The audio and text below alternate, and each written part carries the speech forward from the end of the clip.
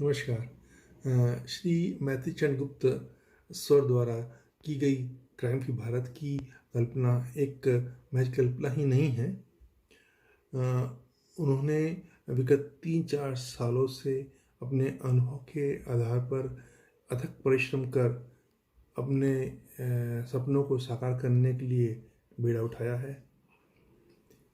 कुछ एक जगह, कुछ एक समय उन्हें सफलता भी मिली है और परिणाम भी और अच्छे आने चालू हो रहे हैं। स्वच्छ भारत, आत्मनिर्भर भारत, जिसको लोगों ने धीरे धीरे अंगीकार करना शुरू किया है, यह भी किसी की सोच रही होगी, यह भी किसी की प्रेरणा रही होगी। इनके क्रियान्वयन से लोगों में एक स्वैच्छिक भागीदारी बढ़ रही है। भारत शासन का भी एक एजेंडा हो चुका है।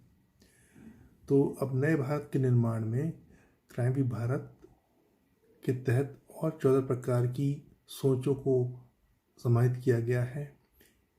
इनमें देश की आर्थिक और सामाजिक पहलुओं पर विशेष ध्यान दिया गया है। कुल मिलाकर ये पूरे के पूरे कॉन्सेप्ट डिजिटल इंडिया या इंडिया पर आधारित है। मैं समझता हूँ कि इनके प्रभावी कारण से भारत का हैप्पीनेस इंडेक्स में बढ़ोतरी होगी, लोगों के आम जीवन में तनाव कम होगा, लोग स्वस्थ दिमाग, स्वस्थ शरीर से अपने रोजमर्रा काम कर सकेंगे।